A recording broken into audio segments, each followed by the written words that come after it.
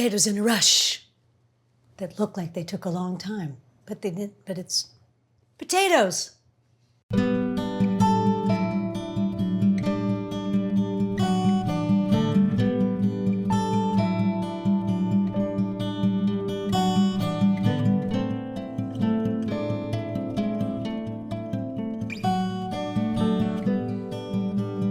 It's springtime. Let's make a potato dish that's fun, easy, and quick. Still a little bit rich, because we're sort of, the backs of our ribs are sort of touching winter, but our hearts are moving into the summer. So we need something and something.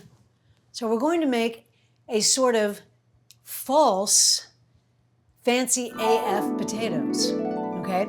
So this is a very similar recipe, but it doesn't involve 12 hours essentially of compressing the potatoes.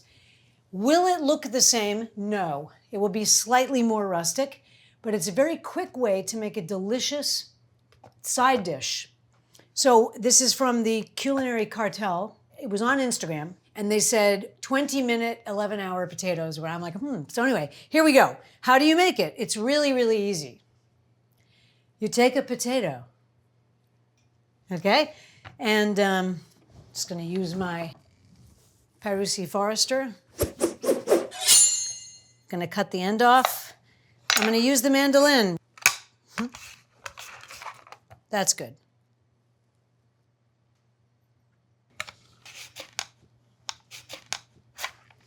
Okay, I'm telling you, don't go much lower than this, guys. Because when you start going, I can get much further, I'm awesome in the kitchen, you take your whole hand off. And it happens to famous chefs. So if it can happen to them, it almost just happened, by the way. So just be careful. Use this for stock or something. Just don't do that, okay? So I'm taking these slices, the ones that are perfect, I'm throwing them in a bowl. It's a little messy on your hands, this recipe, but we'll deal with it. Second potato. Cut the end.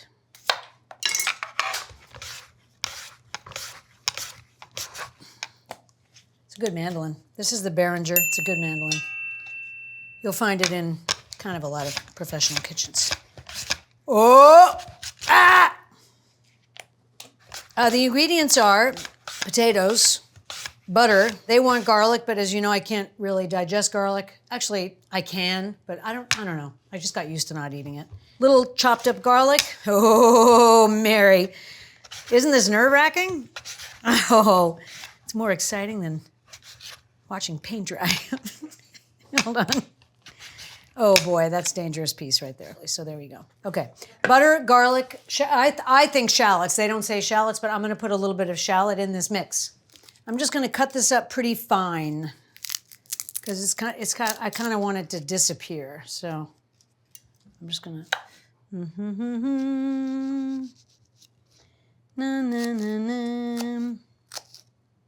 Cut the hair on the shallots and make sure that you don't cut your hand there.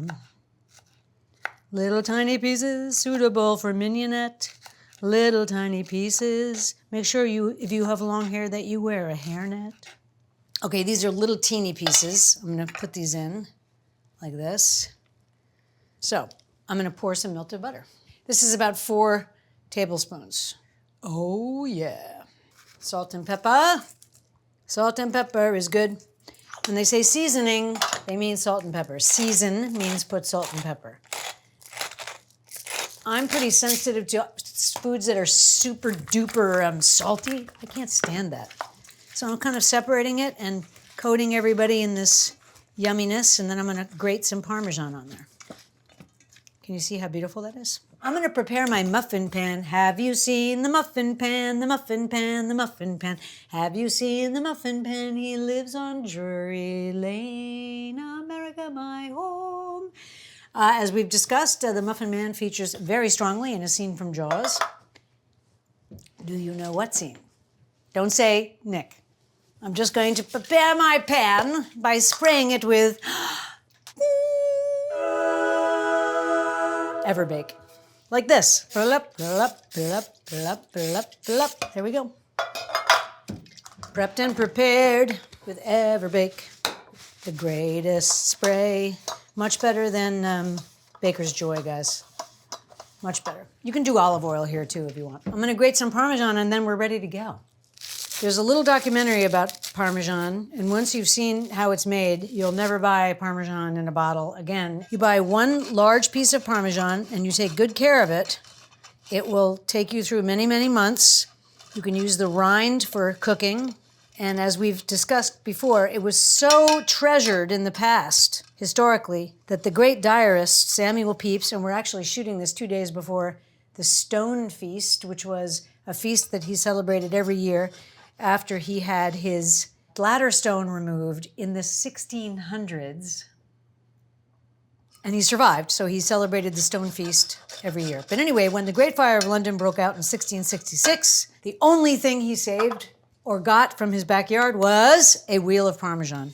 I'm going to use a spoon because it's kind of messy now. All right, sort of coating this, and I'm going to do another little doodad of Parmesan.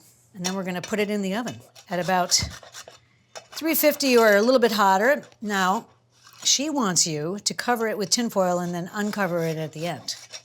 But we're going to do an experiment. That beautifully grates. I mean, my God, it's better than the grater. Okay, here we go. So now we're just going to use our muffin pan and stack them up. Now, we made this very quickly, so you can imagine if you had like herbs you wanted to put in or something, you know, you could make this fancy or not fancy.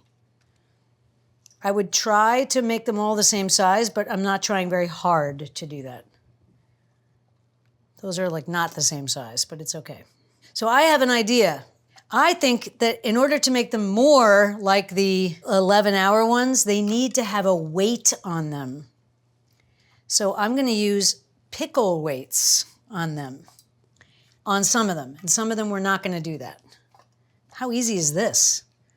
Now, she doesn't want you to use this, but I'm going to use some of this stuff, you know, like that. Okay? We're done. Now, for our experiment, we're going to do what she says for 2 of them. And we're going to cover the other 4 with a weight. And I'm going to press the weight down as hard as I can for the part before you broil the top. This is made of glass. It's tempered glass. It may shatter, but I really doubt it. Now I'm going to cover this with foil, like she says. How are we going to get those off when they're white hot? Nobody knew, but oh well. Which one will work out the best? So that's what you do as a dinner partier, is you're like, that doesn't seem right. Sometimes you'll be right, and sometimes you'll be wrong, okay? But sometimes you'll be right. Now, the other thing you could do is, which would be much more intelligent, is to cover it with this and then put this on. Duh, mania, okay? But I didn't do that. As you might be able to see, I did a 3-way experiment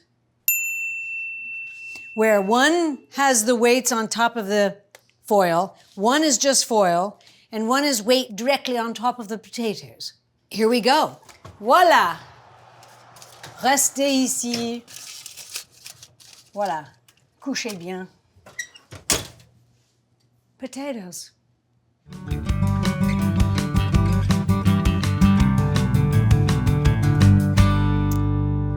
You say potato, I say potato.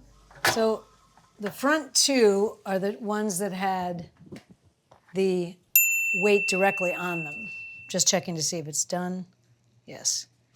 I know because, see, they're not really stuck together. If this goes straight through, they're done. They're done. All right, now we'll let them cool for a minute, and then supposedly they're going to pop right out in one piece. Maybe they'll join up a little more when they cool off. So, easy 11-hour potatoes. Are they as pristine? No.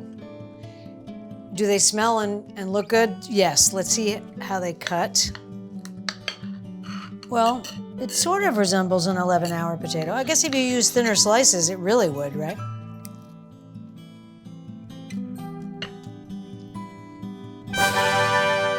Certainly tastes like one. It's delicious.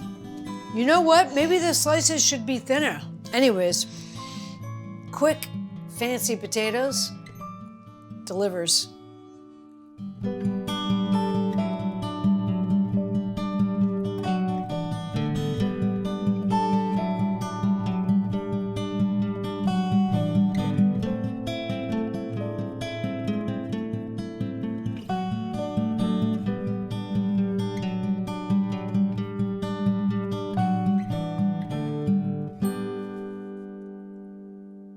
You say potato, I say potato.